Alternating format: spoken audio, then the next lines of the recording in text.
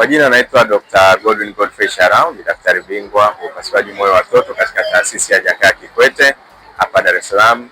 Leo tuko hapa katika station ya SGR tukiwa na timu ya upasuaji wa moyo wa watoto, wataalamu tofauti kuanzia wa kutoa dawa za usingizi, matibabu ya moyo, upasuaji wa moyo, muendesha pampu ile ya upasuaji wa moyo, nurses wa ICU na wataalamu wa ICU.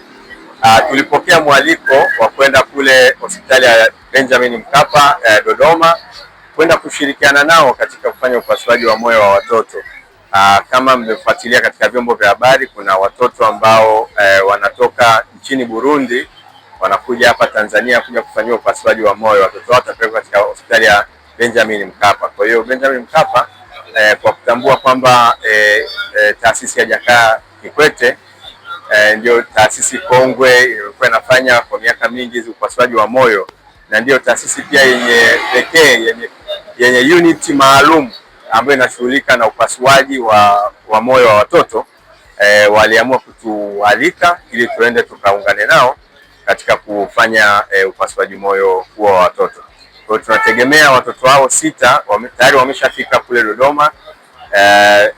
Tunaenda huko leo, tutaenda kuwafanyia na uchunguzi kushirikiana na wenzetu wa Benjamin Mkapa, na tunategemea kuanzia kesho tutaanza kuwafanyia upasuaji mmoja baada ya mwingine.